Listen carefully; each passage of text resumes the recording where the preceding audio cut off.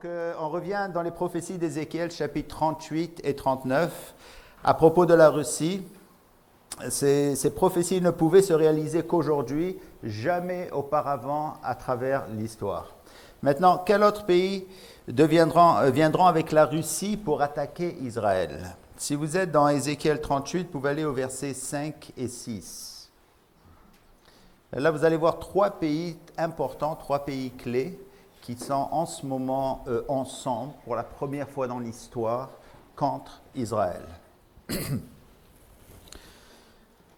Donc au verset 5, il dit « Et avec eux, ceux de Perse, l'Éthiopie et de Pout, tous portant le bouclier et le casque, Gomer et toutes ses troupes, la maison de Togarma à l'extrémité du septentrion, et toutes ses troupes, peuple nombreux qui sont avec toi. » La Perse, c'est qui? C'est l'Iran.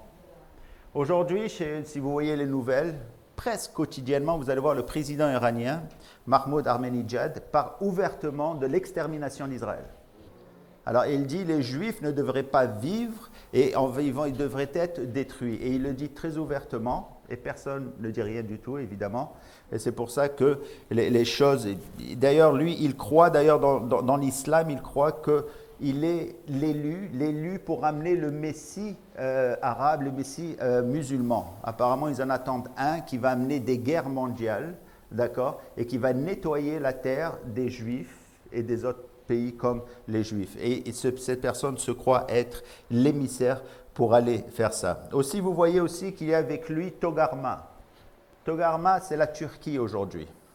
Ok? Vous savez, il y a quelques mois, la Turquie vient de rompre ses liens amicaux avec Israël, des liens qu'ils ont eus depuis très longtemps. Ok? Et aussi, ceci a amené les rabbins d'ailleurs de la Galilée, il y a quelques mois, à prononcer une chose qui a surpris bien des gens. À cause des liens entre la Russie, l'Iran et la Turquie, ils ont dit que ceci c'est possiblement le commencement de la guerre de Gog et Magog d'Ézéchiel 38. Au fait, certains d'entre eux disent que c'est la guerre qui a commencé déjà, parce que c'est la première fois que la Turquie, l'Iran et la Russie se mettent ensemble, ok, tel que nous le voyons dans Ézéchiel 38. Ces Juifs, bien qu'en dehors de la parole, semblent bien suivre le développement mondial. D'ailleurs, je n'ai pas entendu une église qui a dit ça. Il a fallu que je l'entende. Des rabbins, d'ailleurs, qui sont en Israël. Pourquoi? Parce que les prophéties aujourd'hui dans les enseignements, dans les églises en général, elles ne sont pas enseignées.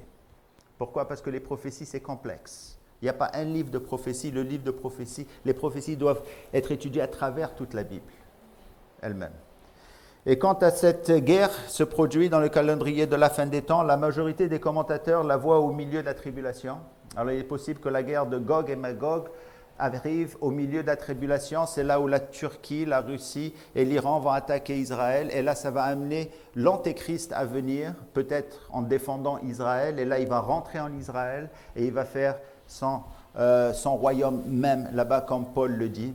Et ainsi de suite. D'autres croient que cette guerre va arriver même avant l'enlèvement, avant la tribulation, à cause des 7 ans qui sont nécessaires pour nettoyer le tout, comme on le voit dans Ézéchiel 39, 9. Je peux vous le lire, il dit « Alors les habitants des villes d'Israël sortiront, ils brûleront et livreront aux flammes les armes, les petits et les plus grands boucliers, les arbres et les flèches, les pics et les lances, ils en feront du feu pendant 7 ans. » Donc, les 7 ans devront se produire avant le commencement de la tribulation. Donc, vous avez ces deux positions, mais on ne le sait pas encore. Je pense personnellement que ça va être au milieu de la tribulation. Et c'est là où vont commencer les dernières guerres mondiales, là-dedans. Donc, tout cela nous dit que nous ne sommes pas loin de la fin des temps. Un autre exemple, ce sont les pays asiatiques, tels par exemple le Japon et la Chine. Prenons l'exemple du Japon. En fait, peut-être, c'est ça. Historiquement, le Japon s'était coupé du reste du monde dans les années 1600. Les étrangers n'avaient pas l'autorisation d'entrer au Japon ni de faire du commerce avec ce pays dans ce temps-là. C'est dans les années 1850 où le Japon s'est ouvert au monde extérieur. À partir de 1912, elle était devenue une nation moderne et industrielle. C'est à cette époque que le Japon a commencé à bâtir une armée et une flotte moderne. Ils avaient battu la Chine en 1894 et 1895 et la Russie en 1904 et 1905. Ils avaient fait de la Corée une colonie virtuelle. La prochaine étape du Japon était d'essayer de devenir une puissance mondiale et de dominer le Pacifique. Cette ambition mena évidemment à l'attaque de Pearl Harbor et à la guerre avec les États-Unis. C'était pendant la Deuxième Guerre mondiale, au même moment où la Russie devenait elle-même une puissance mondiale et au même moment où Israël était en train de renaître, que le Japon revint sur la scène en tant que puissance mondiale. Alors que la Chine a été plus lente à devenir une puissance mondiale, aujourd'hui par contre, de nombreuses analyses croient que c'est dû au fait que la Chine dépense l'équivalent de 2 à 3 fois plus d'argent dans le domaine militaire que les États-Unis. Et la Russie aujourd'hui aussi. C'est pour ça qu'il y a beaucoup de Russes pauvres, parce qu'ils mettent beaucoup d'argent pour l'armée. La Chine, telle que la connaissons aujourd'hui, a été formellement établie République populaire de Chine le 1er octobre 1949, presque au même temps que l'État d'Israël. Donc ces choses-là n'arrivent pas dans un vide. Où trouvons-nous ces pays asiatiques mentionnés dans la Bible? Premièrement, dans l'Apocalypse de Jean, chapitre 16, verset 12. Parlant des derniers moments, des dernières guerres de la fin des temps, nous lisons, et vous l'avez dans l'écran, et le 6e versa sa coupe sur le grand fleuve Euphrate, et son eau tarit, ainsi que la voix des rois qui viennent de l'Orient fut préparée. Le mot Orient dans le grec signifie littéralement le soleil levant. L'Euphrate était connu comme le fleuve qui divisait l'Est de l'Ouest, l'Orient et l'Occident. C'était Napoléon un jour qui a dit « Je n'irai pas à l'Orient en traversant l'Euphrate ». Une autre prophétie de l'Apocalypse de Jean se retrouve au chapitre 9, versets 13 à 16.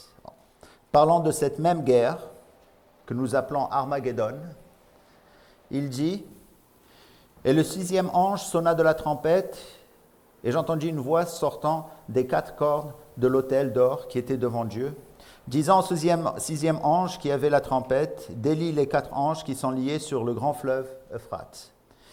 Et les 4 anges qui étaient préparés pour l'heure et le jour et le mois et l'année furent déliés afin de tuer le tiers des hommes. Et le nombre des armées de la cavalerie était 200 millions. J'entendis le nombre.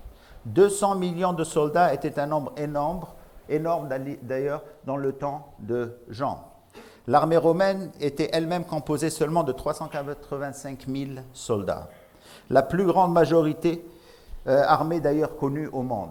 Donc la population mondiale, autant de gens, s'élevait d'ailleurs à 200 millions de personnes. Et c'est en mai 1965 que la Chine communiste se targuait d'avoir une milice exactement de 200 millions de personnes.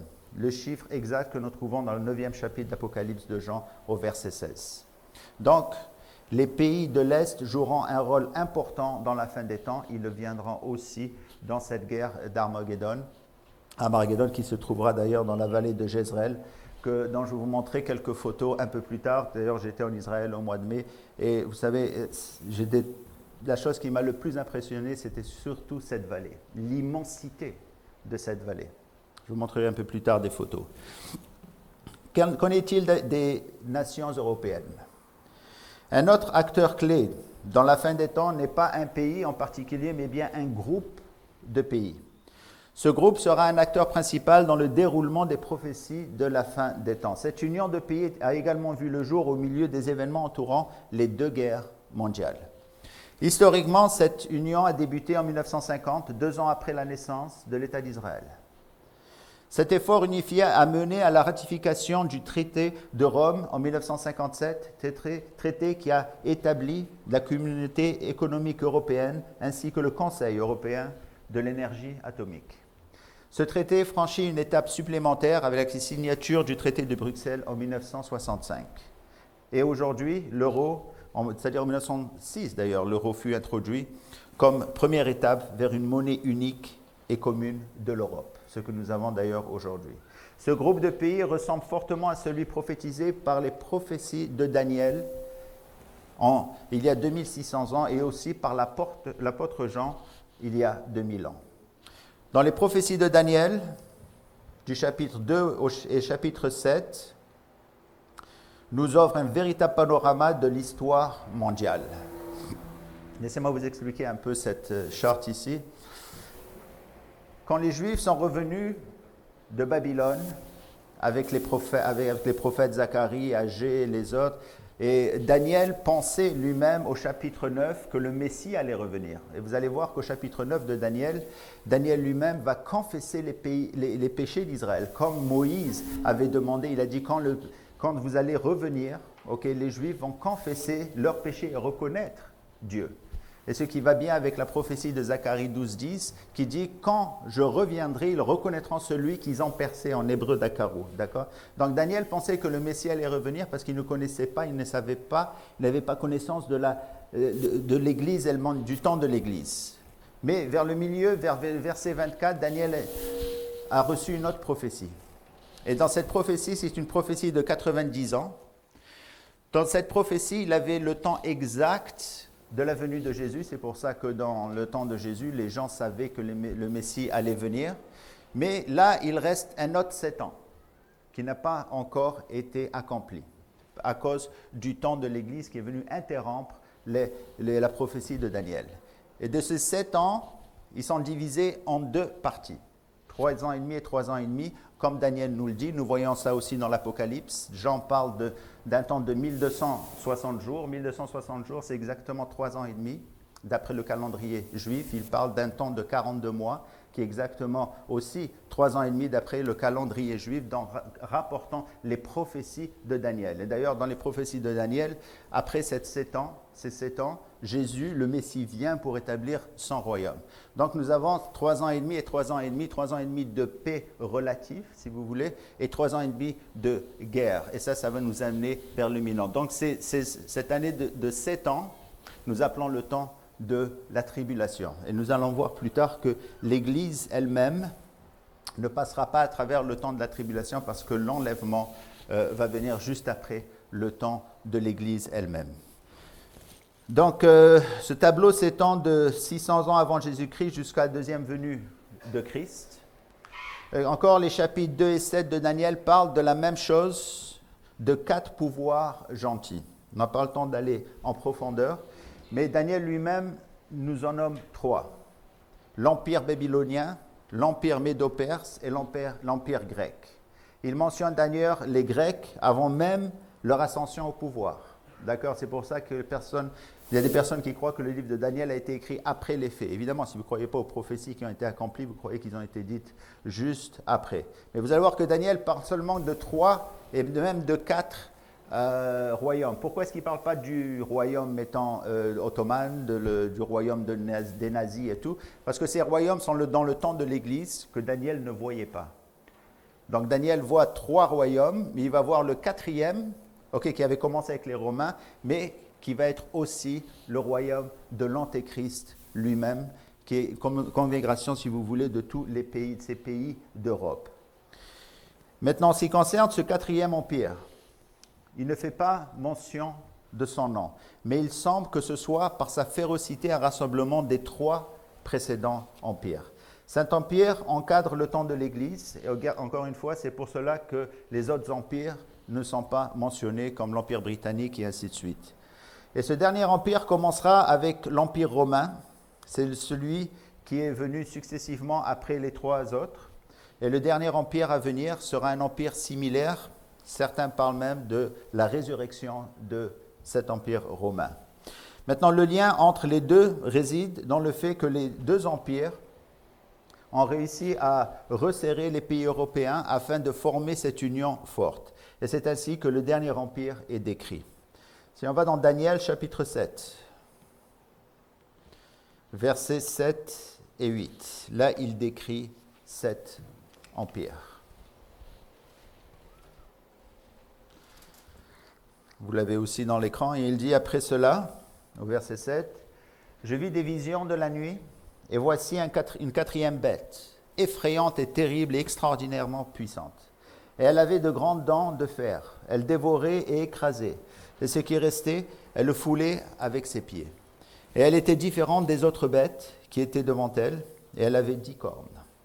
Je considérais les cornes, et voici une autre corne, petite, monta au milieu d'elle, et les 3 des premières cornes furent arrachées devant elle. Et voici, il y avait à cette corne des yeux comme des yeux d'homme, et une bouche proférant de grandes choses. Daniel nous donne alors la signification des 10 cornes un peu plus loin, dans Daniel chapitre 7, verset 24. Il dit, et les 10 cornes, ce sont 10 rois qui surgiront du royaume, et un autre surgira après eux, et ce sera différent des premiers, et il abattra les 3 rois. Nous voyons la même chose d'ailleurs, décrite, ou quelque chose de similaire, décrite par Jean, au chapitre 13 de l'Apocalypse, Apocalypse 13. D'ailleurs, Jean parle du même royaume. D'ailleurs, il y a beaucoup d'informations qui nous sont données, que je crois, qui a été écrite surtout pour les gens de la tribulation. Surtout quand on lit le livre de l'Apocalypse, il y a tellement d'informations, on ne sait pas exactement ce qui se passe à un certain moment. Pourquoi? Mais je crois que ces prophéties ont été écrites spécifiquement pour les 144 000 qui vont être là, pour les 2 témoins et aussi pour les milliers de personnes qui vont venir à croire durant ce temps-là. Voyons Apocalypse chapitre 13, verset 1. Il dit, « Je me tins sur la table, le sable de la mer, et je vis monter de la mer une bête qui avait 10 cornes et 7 têtes, et sur ses cornes 10 diadèmes, et sur ses têtes des noms de blasphème. Et la bête que je vis était semblable à un léopard, et ses pieds comme ceux d'un ours, et sa bouche comme la bouche d'un lion, et le dragon lui donna sa puissance et son trône et un grand pouvoir. » Vous voyez, il y a quelque chose d'ailleurs qui se passe ici. Vous savez que Jean voit cette bête, mais qu'est-ce qu'il voit? Il voit un léopard, un ours et un lion. Quand Daniel décrit la bête, qu'est-ce qu'il voit? Il voit un lion, un ours et un léopard, du sens inverse. Comment expliquer ça? Probablement parce que Jean, lui, représente l'Église. Et lui, il a été amené au paradis, si vous voulez, au chapitre 4 et 5, il dit monte et il monte au paradis. Daniel, lui, représente Israël, qui reste sur terre, donc il se peut qu'il voyait ces animaux d'une manière inverse à l'autre.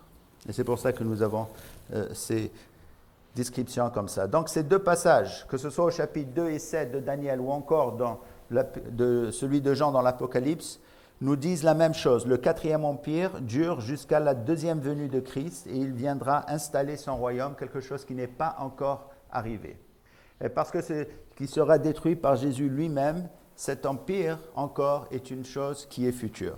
Je crois que ce dernier empire de l'histoire humaine est en processus de formation aux endroits où il a commencé, c'est-à-dire en Europe.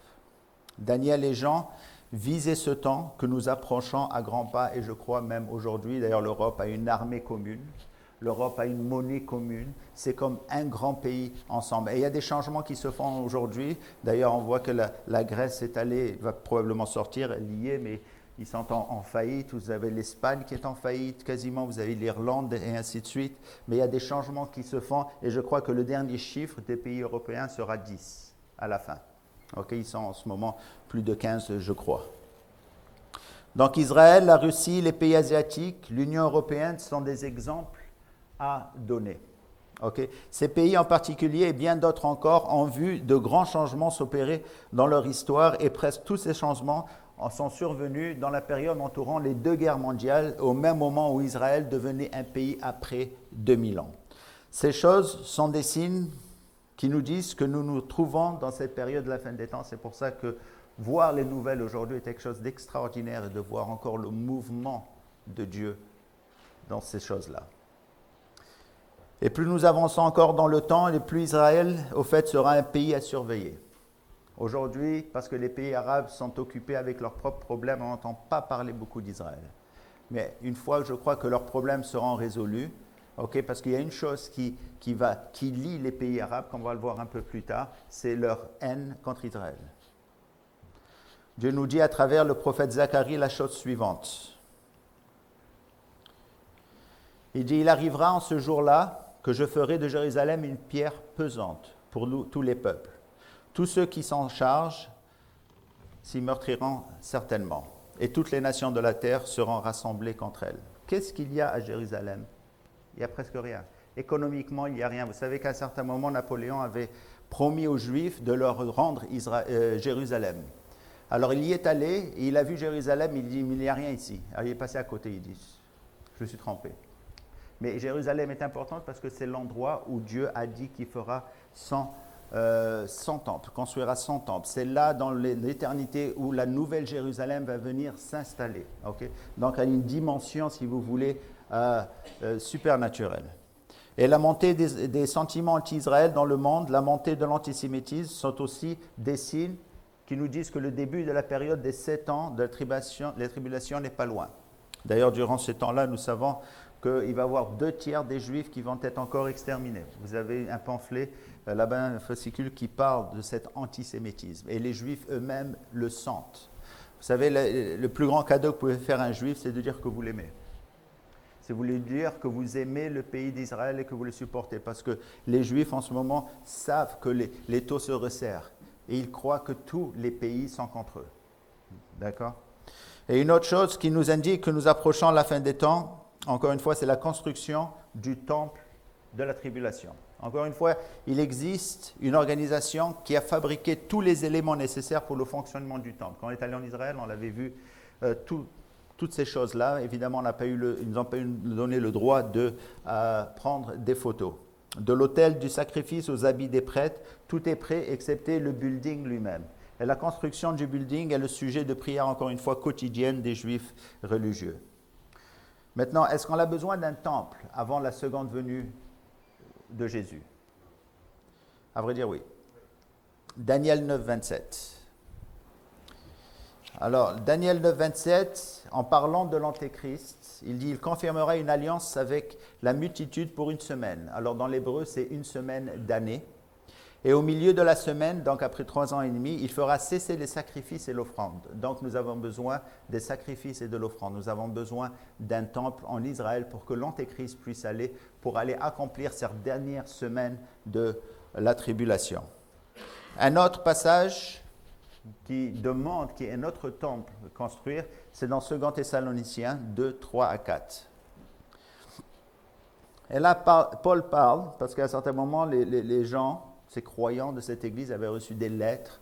Les gens leur disaient que le temps de la tribulation a commencé, parce que Paul leur avait enseigné ces choses-là.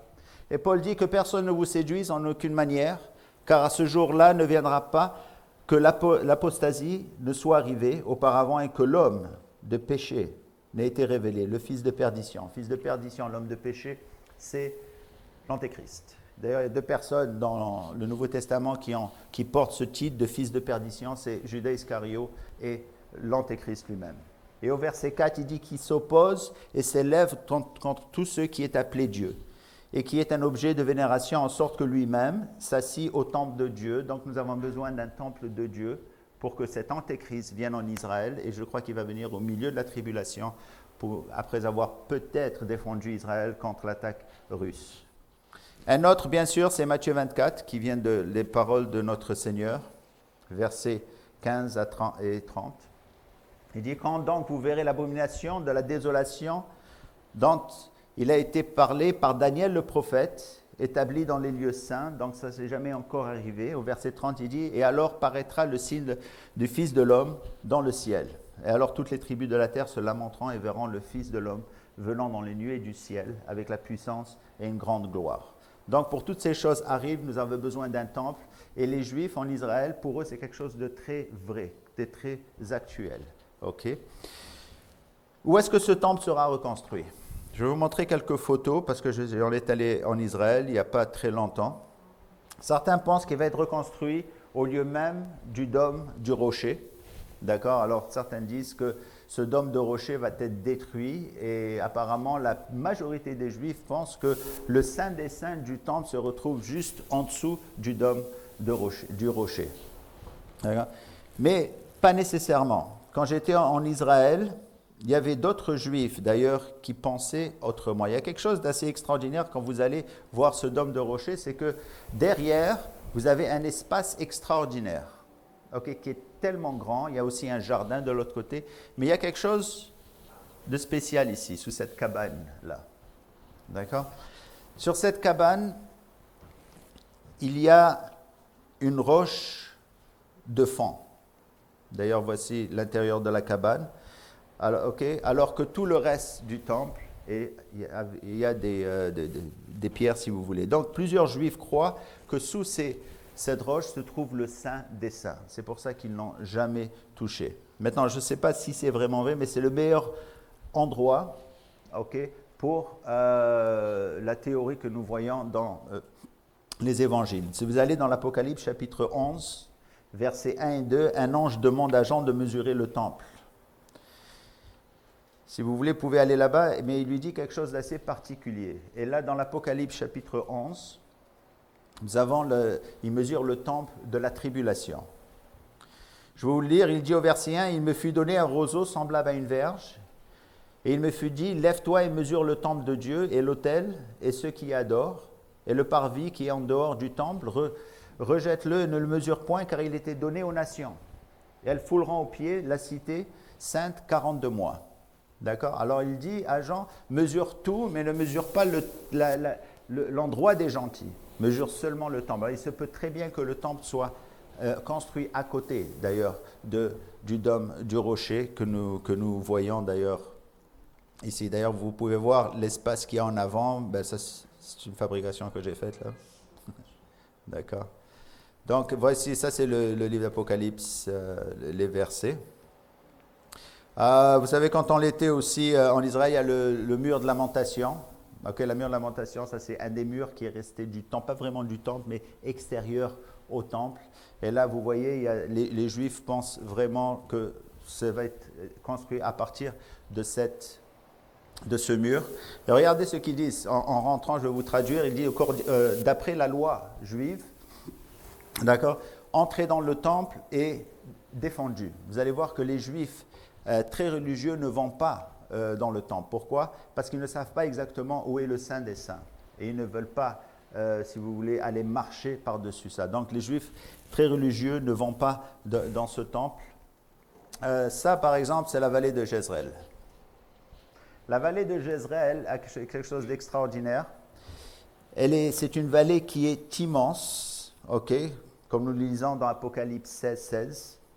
Après que le roi d'Orient aura franchi l'Euphrate, comme Apocalypse 16, 12 nous le dit, après que le roi du sud d'Égypte et les pays arabes seront rassemblés dans Daniel 11, il sembleront que la plupart vont être ici. Donc vous voyez, à droite, vous pouvez voir, c'est aussi, ça va très loin, et ça c'est à gauche. Mais si vous remarquez, il y a quelque chose d'extraordinaire ici. Il y a un aéroport. Mais c'est le seul aéroport au monde où il n'y a pas de tour. Ok, comment ça se fait? Vous savez que cet aéroport, les gens disent que les avions en décollent, mais ils atterrissent jamais. Mais quand ils décollent, ils ne savent pas d'où ils viennent. Donc il y a une cité intérieure, d'accord, pour l'armée militaire. Donc l'Antéchrist a juste à venir et prendre tout d'ailleurs. Tout est là. Donc c'est très bien fait là-dedans. Ensuite, Apocalypse 16 dit que là, j'assemblerai aux élus appelés en hébreu Armageddon. Donc, c'est un peu dans cet endroit ici. D'ailleurs, ça, c'est l'aéroport qui est vu. Et il n'y a jamais d'avion. Apparemment, c'est le soir où il décolle. Et il y a quelque chose d'extraordinaire. Vous savez qu'il y a plusieurs montagnes, enfin une montagne qui entoure cette vallée de Jezreel. Et dans un endroit, il y a si vous voulez, un autel qui date du temps d'Élie, où les gens faisaient leurs sacrifices au dieu de Baal, et ainsi de suite. Vous voyez l'autel, d'ailleurs, vous pouvez voir, il est encore intact. Mais ça m'avait vraiment touché. Je vais vous dire pourquoi. Parce que cet autel est mis de telle manière à ce qu'il préside, comme s'il présidait sur cette vallée de Jezreel.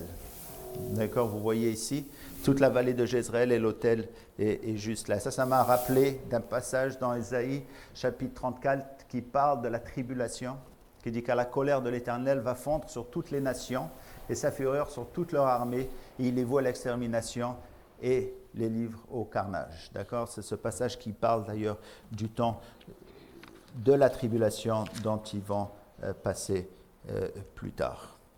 Donc, qu'est-ce que cela tout signifie pour nous, pour chacun de nous aujourd'hui? Toutes ces prophéties prononcées, il y a des milliers d'années, nous décrivent les temps où nous vivons aujourd'hui. Encore une fois, nous vivons dans un temps qui est vraiment extraordinaire. Nous pouvons faire le lien entre la parole de Dieu et ce qui se passe dans le monde lui-même. Passons à l'autre étude. l'autre étude qui va parler des pays arabes. Nous avons parlé de l'Europe, nous avons parlé de l'Asie, nous avons parlé de la Russie, ainsi de suite. Mais qu'en est-il des pays arabes? Je vais juste changer les choses ici. Juste une seconde.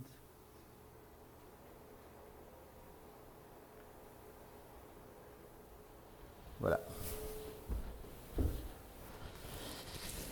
Ok, donc la présente étude portera sur les pays arabes dans les prophéties.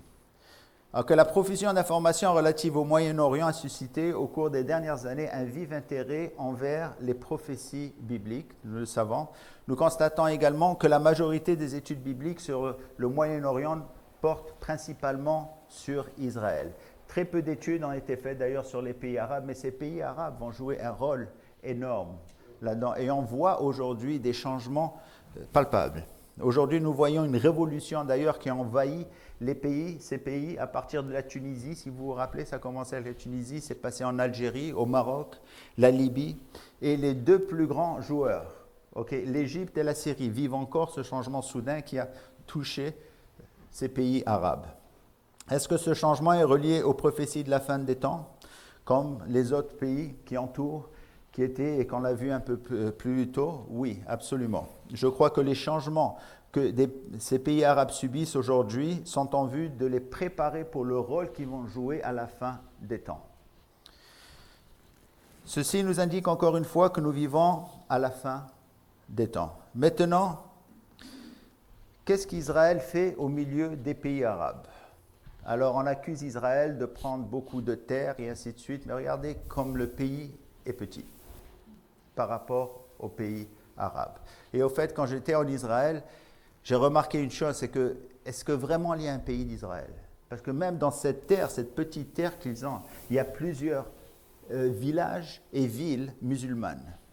D'accord? Ici et là. Alors on devait aller à droite, à gauche pour rester en Israël elle-même. Non. Donc, mais au fait, vous savez, le pays, l'étendue du pays d'Israël que Dieu a promis aux Juifs, Israël est comme ça aujourd'hui, mais l'étendue que Dieu a donnée est ici. Ça va de là jusque là. C'est le pays, je crois, qu'ils vont avoir durant le temps, peut-être le millénium ou peut-être dans le temps éternel. Là, ça on voit dans Genèse 15, 18, il dit en ce jour-là, quand il parlait avec Abraham, l'Éternel fit alliance avec Abraham et dit, je te donne ce pays à ta postérité, depuis le fleuve d'Égypte jusqu'au grand fleuve, au fleuve d'Euphrate. D'accord? Ce qui n'est jamais encore arrivé. Maintenant, vous remarquez ici qu'il y a le mot d'Abraham. Pourquoi est-ce que c'est Abraham et non pas Abraham? Vous savez que Dieu, quand il a changé le nom d'Abraham, il a mis la lettre H, la 5e lettre de l'alphabet hébraïque. Le numéro 5 dans la Bible, c'est le numéro de la grâce. Donc, l'élection d'Abraham a été par la grâce. La même chose que pour chacun de nous aujourd'hui. D'ailleurs, si vous vous rappelez, à la croix, Jésus a été percé dans 5 parties de son corps, n'est-ce pas? Les mains, les pieds, les côtés. 5 par grâce. Donc, il est mort pour nous. Donc, dans cette étude, maintenant, nous allons donc aborder ce thème concernant les pays arabes dans la fin des temps en 3 points spécifiques. Premièrement, nous allons étudier la source du conflit pour comprendre comment tout cela a commencé.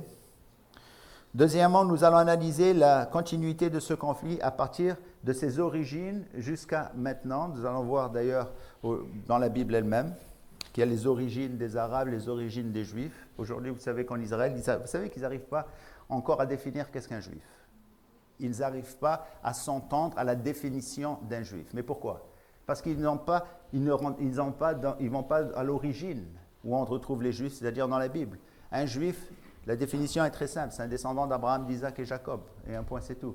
Alors, ce litige, c'est dû surtout aux rabbins, si vous voulez, qui veulent avoir le monopole de décider qui est juif, qui n'est pas juif. Mais dans la Bible, c'est toujours un descendant d'Abraham, d'Isaac et de Jacob.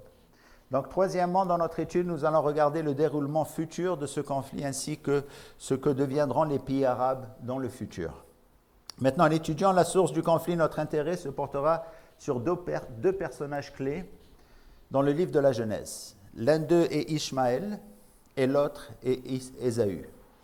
C'est dans les 3 premiers versets de Genèse 12 que nous retrouvons les origines du peuple juif ainsi que celles du peuple arabe. Si vous avez votre Bible, vous pouvez aller au chapitre 12. D'accord? Et on va commencer à lire les 3 premiers versets. Et nous allons rester dans le livre de la Genèse.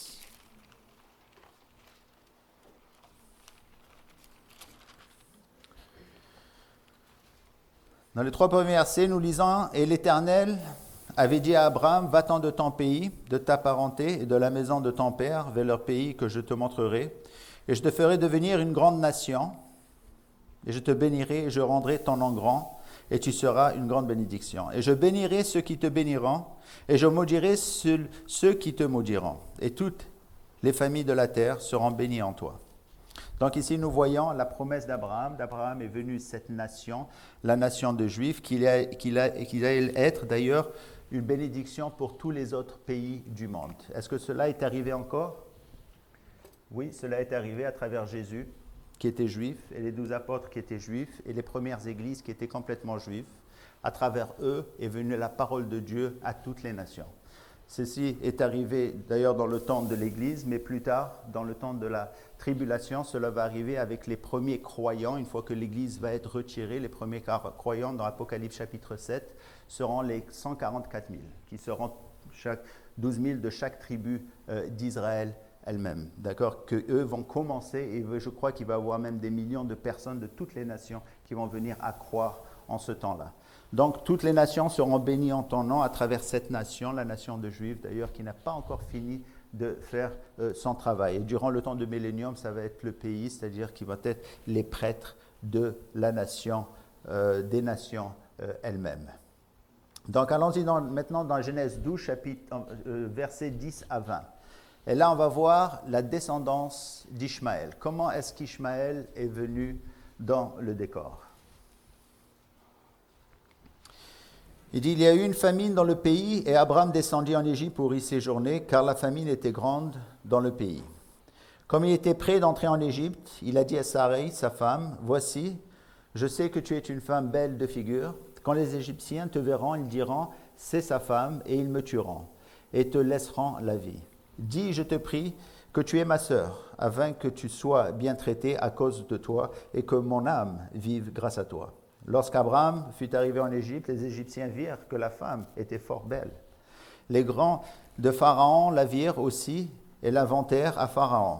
Et la femme fut emmenée dans la maison de Pharaon. Il traita bien Abraham à cause d'elle, et Abraham reçut des brebis, des bœufs, des ânes, des serviteurs et des servantes, des ânesses et des chameaux.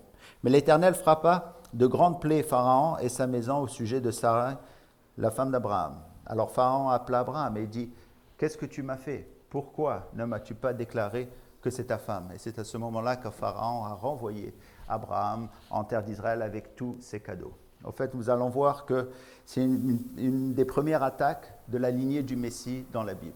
Évidemment, il voulait tuer la femme, il voulait prendre la femme d'Abraham parce que d'elle devenait le Messie. Vous allez voir à travers la Bible que surtout ceux qui sont de la tribu de Juda, la tribu de Juda, ceux qui sont de la lignée des rois, ils ont toujours été en attaque, c'est-à-dire ils ont essayé d'exterminer cette lignée elle-même. À un certain moment, il y avait juste un roi qui restait et Dieu l'avait préservé lui-même. Donc, c'était une des premières attaques pour la lignée. Donc, les versets 10 à 20 pourraient être intitulés « Les folies d'Abraham ». Dieu a d'abord commandé à Abraham de s'installer sur la terre d'Israël et d'y habiter. Mais le grand homme de foi a perdu foi et il est parti en Égypte. Pourquoi? Parce qu'il a eu peur qu'il n'y ait pas assez de manger. Il avait oublié, si vous voulez, la promesse d'Abraham, de Dieu qui lui avait donnée. Donc, lors de son arrivée en Égypte, Abraham remarqua que les Égyptiens avaient un certain code moral concernant l'adultère. En effet, les Égyptiens voyaient d'un très mauvais œil le fait qu'un homme puisse prendre la femme d'un autre. L'adultère était considéré comme une abomination. Abraham remarqua aussi que les Égyptiens avaient une façon bien particulière de gérer cette morale. En effet, lorsque le pharaon s'intéressait à une femme mariée, le mari de cela était tué. Donc le mari étant mort, cette femme pouvait dorénavant devenir l'épouse de Pharaon. Bien que ce code d'éthique soit singulièrement tortueux, c'est ainsi que les choses se passaient en Égypte à cette époque. Donc connaissant les conséquences pour lui-même de ce genre de pratique et compte tenu de la beauté de sa femme, Abraham décida d'établir une entente avec elle. Il lui suggéra donc de dire que c'était sa sœur. Donc vous savez qu'un péché engendre un autre, manque de foi engendre un autre. Il a dû mentir parce que ce n'était pas sa sœur. D'ailleurs, c'est lui seul qui dit que c'était sa sœur. Maintenant, quelques temps plus tard, ce qu'Abraham craignait de plus se produisit. Sa femme lui fut retirée et placée dans le harem de Pharaon. À cette époque, si le père d'une femme venait à mourir, c'est son frère qui devait veiller sur elle. En se basant sur ce que lui avait dit Abraham, le Pharaon assuma qu'Abraham était le gardien officiel de celle-là. Donc il était confortable avec ça. Il est important ici de noter que des servantes étaient comprises dans les cadeaux qu'Abraham avait reçus, n'est-ce pas? Et une de ces servantes était qui? Agar. Et Agar qui est en quelque sorte la mère de plusieurs pays arabes qui entourent encore Israël jusqu'à ce jour-là. Okay. Le second passage relatif à la source du conflit entre Arabes et Juifs se trouve dans Genèse 16. Vous pouvez y aller, versets 1 à 6. Alors que nous avons intitulé le passage de Genèse 12, 10 à 20 comme étant les folies d'Abraham, nous pouvons ainsi intituler le passage de Genèse 16, 1 à 6 comme les folies de Sarah. Alors là, nous lisons, Sarai, femme d'Abraham, ne lui avait point donné d'enfant, et elle avait une servante égyptienne nommée Agar. Et Sarai avait dit à Abraham, « Voici, l'Éternel m'a rendu stérile, viens, je te prie, vers ma servante, peut-être aurais-je par elle des enfants. » Abraham écouta la voix de Sarai et y est allé. D'ailleurs, il n'a pas résisté, il est aussi coupable de Sarah. Verset 3, il dit alors Sarah, femme d'Abraham, prit Agar, l'Égyptienne, sa servante, et la donna pour femme à Abraham, son mari, après qu'Abraham eut habité 10 années dans le pays de Canaan. Il allait vers Agar et elle devint enceinte. Quand elle se vit enceinte, elle regarda sa maîtresse avec mépris. Et Sarai dit à Abraham, « L'outrage qui m'est fait retombe sur toi. J'ai mis ma servante dans ton sein. Et quand elle a vu qu'elle était enceinte, elle m'a regardé avec mépris. Que l'Éternel soit juge entre toi et moi. » Abraham répondit à Sarah, « Voici ta servante et ton pouvoir agit à son égard. » Et ce que Sarah a fait, c'est qu'elle a renvoyé Agar du pays d'Israël. Okay? Alors ce qui se passe, c'est que le fils qui était né, Ishmaël, nous pouvons voir ça plus tard dans la Genèse, est né et il avait méprisé, si vous voulez, le fils, c'est-à-dire le fils c'est-à-dire Sarah a eu un peu plus tard, d'après la promesse de Dieu. Et c'est pour ça d'ailleurs que Sarah l'avait renvoyé des pays d'Israël. Ceci nous le voyons au verset 10 à 12. Et là nous voyons au fait une promesse que l'ange de l'Éternel, d'ailleurs quand on parle de l'ange de l'Éternel dans l'Ancien Testament, on parle du Messie lui-même qui venait en ce temps-là. L'ange de l'Éternel, c'est le représentant, c'est un peu la manifestation physique de Dieu. Alors regardons versets 10 à 12, Genèse 16. Il dit, l'ange de l'Éternel lui dit, je multiplierai ta postérité et elle sera si nombreuse qu'on ne pourra la compter. L'ange de l'Éternel lui dit, voici, tu es enceinte et tu enfanteras un fils à qui tu donneras le nom d'Ishmaël. Et l'Éternel t'a entendu dans ton affliction. Il sera comme un âne sauvage, sa main sera contre tous et la main de tous sera contre lui. Et il habitera en face de tous ses frères. Donc 4 choses sont à retenir concernant cet enfant qui allait naître d'Agar et ses descendants. Tout d'abord, il sera comme un âne sauvage. Dieu ne donnait pas ici de surnom à Ishmaël comme nous le ferions aujourd'hui. D'ailleurs, Dieu qualifie ici la nature d'Ishmaël et de sa descendance. À l'époque d'Abraham, il y avait des troupeaux d'ânes sauvages qui vagabondaient dans le désert. Ishmaël et ses descendants allaient ainsi être semblables à ces ânes sauvages qui erraient dans le désert. Deuxièmement, sa main sera contre tous. L'agressivité allait donc être une des caractéristiques de cet enfant. Il attaquera tous ceux qui se trouveront sur son passage. Troisièmement, l'ange a révélé que tout homme sera contre lui. étant par nature un agresseur, il attira sur lui des représailles et des contre-attaques. Nous pouvons constater l'accomplissement de ces révélations depuis l'histoire d'Israël de 1948. À de nombreuses occasions, les pays arabes ont attaqué Israël par voie militaire ou par attaque terroriste. Et comme on pouvait s'y attendre, cela entraîna aussitôt une riposte ainsi que des représailles de la part d'Israël. Et le cycle complet de violence est encore là aujourd'hui. On peut voir des attaques. Justement, hier et avant-hier, ils ont envoyé quelques 30 bombes, petites bombes bien sûr, en Israël de la strip de Gaza. Et là, évidemment, Israël est allé et bombardé des choses à Gaza même. Encore une fois, quatrièmement, il dit qu'il demeurera face à tous ses frères. L'expression « demeurera face à tous ses frères » peut se traduire en hébreu par « il habitera dans un état d'hostilité ». Il habitera de chaque côté de ses frères, mais dans un état d'hostilité. Les Arabes allaient donc environner les Juifs dans une attitude d'hostilité, comme nous voyons aujourd'hui, comme nous l'avons vu dans cette carte auparavant. Dans la suite des événements, Sarah encore donna naissance à Isaac, mais les choses ne se sont pas bien passées. Il a fallu qu'elle demande à Agar et à Ishmaël de partir. Donc nous voyons Ishmaël, une des origines des pays arabes. La deuxième, on peut la voir avec Ésaü. Ésaü, le deuxième père des nations arabes. Le début des hostilités concernant Ésaü se trouve dans la Genèse 25. Vous pouvez y aller. 27. On va lire juste le verset 27. Et nous allons prendre un break. Il dit, ses enfants grandirent. Ésaü devint un habile chasseur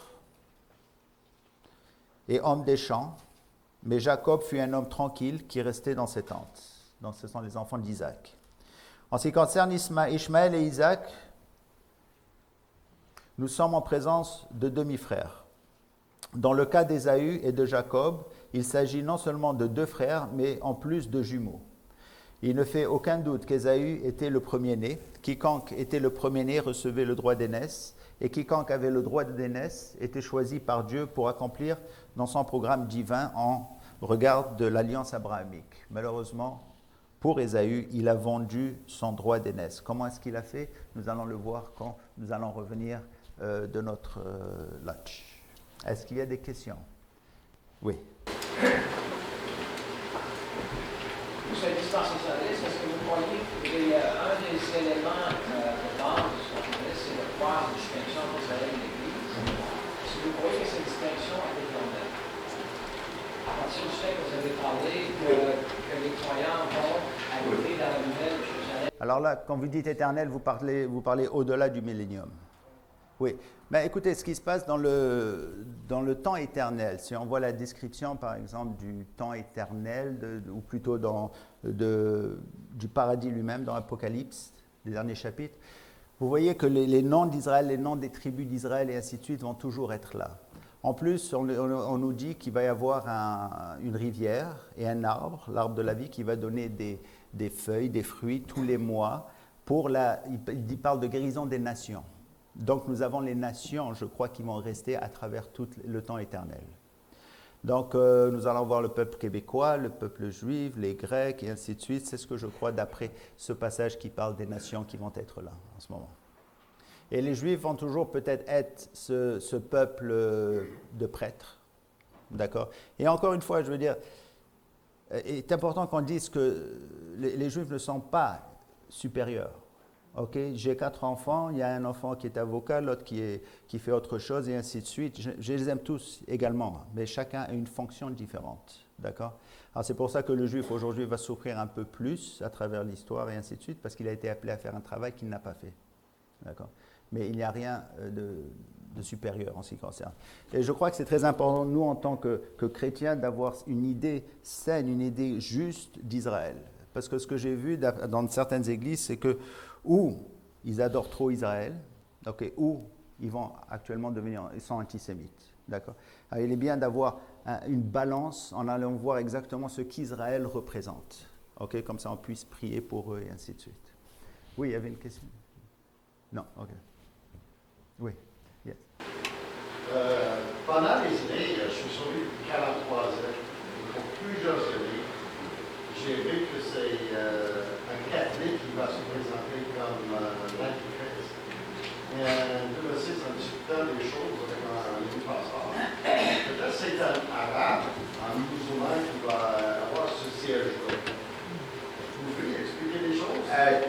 Je ne pense pas que ce soit les musulmans, parce que les pays arabes, bien qu'ils jouent un rôle majeur, ne jouent pas un rôle aussi majeur que les pays européens. Les Arabes, les musulmans ne vont pas jouer un rôle aussi important qu'on le croit. C'est surtout les pays européens, les fils de Japheth, qui vont se réveiller en ce moment. Là, on parle par exemple des musulmans d'ailleurs qui sont en Europe, qui sont en train d'envahir l'Europe avec leur religion, mais je crois personnellement, et là, encore une fois, là, je ne suis pas sûr, que ça va être la venue peut-être de l'antéchrist qui va ou les mettre dehors ou essayer d'arranger quelque chose avec eux. D'accord? Ça prend un homme qui va faire ça. Maintenant, est-ce que l'antéchrist peut être un catholique? Vous savez que il y a deux personnes qui vont venir. D'après Apocalypse 13, Apocalypse 1, on parle d'une personne politique, Apocalypse c'est-à-dire 13, verset 1, et Apocalypse 13, verset, je pense, 11, oui, il parle de cette seconde personne qui va être le faux prophète, qui va être une personne religieuse. Mais l'antéchrist lui-même est une personne politique, n'est pas une personne religieuse. D'après Daniel, ça va être une personne qui va, d'ailleurs, je crois qu'il va ne croire en rien du tout. Il dit qu'il ne croira pas aux croyances de ses pères, ni rien. Ça va être une personne très intelligente et qui ne va pas voir très à ce qu'il y a de religieux. Mais avec lui va être ce faux prophète. Au fait, si on voit dans l'Apocalypse 13, après le verset 11, on va voir que ce prophète fait un miracle qui est assez extraordinaire. Ce qu'il fait, c'est qu'il amène le feu du ciel. Okay, pourquoi est-ce que ce miracle nous est mentionné là? On ne sait pas exactement, mais ça va très bien avec la construction du temple. Vous savez que les Juifs aujourd'hui encore, ils disent qu'il doit arriver, que le Messie va faire quelque chose quand il va venir, une fois que le temple va être construit. Vous savez que les premiers sacrifices doivent être brûlés par Dieu lui-même. Okay? Que le feu doit venir du ciel pour les premiers sacrifices, pour qu'ils voient que ce temple est dédié de Dieu. Alors, ce faux prophète va avoir cette capacité de faire ça. Et là, ça va probablement amener tout Israël à le reconnaître comme un Messie. Mais ça va être le faux Messie. Et ce Messie, évidemment, va être là pour amener toutes ces personnes vers la croyance de l'Antéchrist lui-même. Voilà. Good. Oui.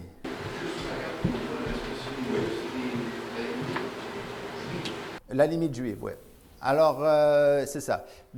Ça, c'est la limite juive, je crois, du temps éternel.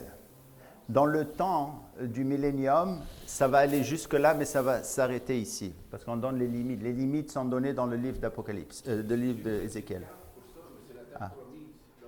C'est ça. Mais c'est ce que Dieu a donné, c'est ça. Alors, ça comprend tout le Liban. D'ailleurs, le Liban, à chaque fois qu'il y a quelque chose, ils disent « Ah, les Juifs veulent reprendre leur terre. » Et ainsi de suite. Est-ce que vous vous rappelez d'un drapeau juif, comment est-ce qu'il est? Il y a deux bandes bleues. Alors, c'est d'une mer à l'autre mer. C'est un peu ça. Ouais. Pour se rappeler un peu des prophéties, des promesses qui ont été données à Dieu, de Dieu au peuple juif. OK? Ouais. Les 12 tribus sont incluses, oui. Ouais. Ben oui, ici. On ne sait pas où ils vont être. On sait où ils vont être durant le temps du millénium. Millénium, c'est décrit, tout est très bien décrit. D'ailleurs, ils vont changer de place. Dan va rester en haut. D'ailleurs, Dan a été donné au sud. Ils vont être mis en haut et ainsi de suite. Très important de voir, c'est très intéressant plutôt de voir comment est-ce que les tribus elles-mêmes ont été changées. Vous savez, est-ce qu'il y a autre chose de très important en ce qui concerne le temple? Il y a combien de tribus en Israël? OK, à vrai dire, il y en a 13. OK, parce que Joseph était considéré comme le plus âgé, et donc 2 tribus sont sorties de Joseph, celle de Ménassé et d'Éphraïm. Donc il y a vraiment 13 tribus, mais on en voit toujours 12, il y a toujours une qui manque, surtout celle des Lévis, parce que Lévis n'avait pas de territoire. D'accord? Mais aujourd'hui, est-ce que les Juifs savent de quelle tribu est-ce qu'ils sont? Non, excepté une, les Lévis. Et pourquoi? Parce que le temple doit être reconstruit. Ils ont besoin de savoir qui sont les Lévis. Et je crois que Dieu leur a laissé cette connaissance à travers les âges de pouvoir retracer qui sont les Lévis. Et au fait, les Lévis, ont des chromosomes différents des autres juifs. C'est une université américaine d'ailleurs qui a découvert cela. Donc aujourd'hui, ils savent exactement qui sont ces Lévis, qui sont ce descendant d'Aaron, même dans cette tribu de Lévi elle-même. D'accord. Alors Dieu fait les choses extraordinaires, n'est-ce pas? Oui. Je voulais sur un historique biblique, mais à la première dispensation, 10 tribus ont été chassés, ceux qui n'ont rien à savoir de Dieu. Deux qui sont allés à Babylone sont revenus. Donc, finalement, les Juifs savent sont pas aux deux tribus, soit Benjamin et soit Judas. Non, vraiment. Non. Ceux qui sont partis, ce ne sont pas les tribus, ce sont les gens des tribus. Les 12 tribus ont toujours existé en Israël. Ok, alors si vous voyez avec Ezra, Néhémie, quand ils sont revenus de Babylone, les 12 et 13 tribus étaient là. Donc il n'y avait aucun problème. Ce que Dieu a démontré, c'est pour ça que je n'ai pas montré que vers 721, quand les Assyriens sont venus, ils ont enlevé ces Juifs-là, ça c'était pas une diaspora, ils les avaient renvoyés d'Israël. Dieu avait démontré aux Juifs que être Juif, c'est pas assez.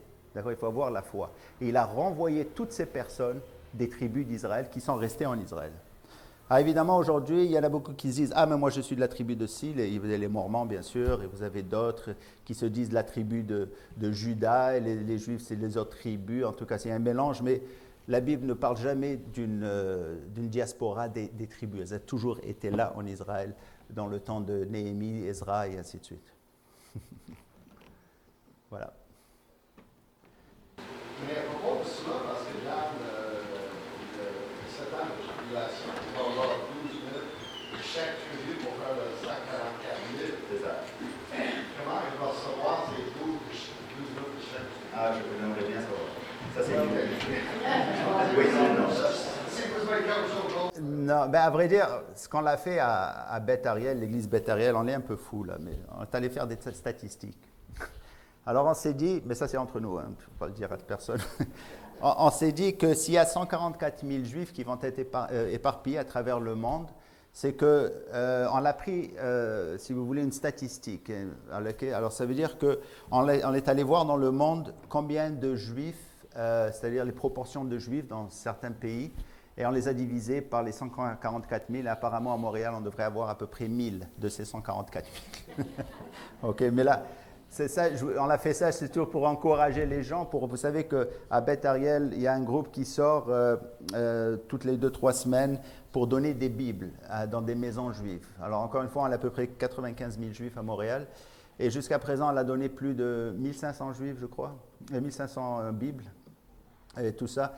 Et nous croyons que ces Bibles vont être utilisées, on l'a 7 fois, que ces Bibles vont être utilisées durant le temps de la tribulation. Okay? Vous savez que j'avais ça dans mon cœur jusqu'au jour où la personne qui nous fournit ces Bibles, d'ailleurs c'est une très belle Bible, était venu et il me dit, tu sais Isaac, il me dit, je crois que ces Bibles vont être utilisées par les 144 000. J'ai dit, comment tu sais ça? Et vous savez que ça fait à peu près 7 à 8 ans qu'on donne ces Bibles, on a reçu peut-être 2 ou 3 appels. Et 2 de ces appels étaient pour aller rechercher ces Bibles. D'accord? Alors, c'est par la foi qu'on les donne et on est content d'aller leur donner. Ouais. Quelqu'un d'autre? Oui. Vous avez mentionné la restauration des 12 tribus. Puis, vous avez attribué un territoire à Dan dans le règne de Milan. Et tout en allant dans la liste des 12 tribus, c'était le 7, le nom de Dan, il est voilà. Il n'est pas dans la liste d'Apocalypse, chapitre 7, mais il est dans la liste d'Ézéchiel, qui parle de la distribution des territoires pour les 12 tribus. Alors Ézéchiel 40 jusqu'à 48, il parle du millénium. Alors Dan lui-même, évidemment, n'est pas mentionné dans l'Apocalypse parce que Dan, ce n'était pas un bon garçon. Il a amené beaucoup de l'idolâtrie, si vous voulez, en Israël. Mais Dieu est gracieux, il a ramené dans le territoire. D'accord? Donc, on se...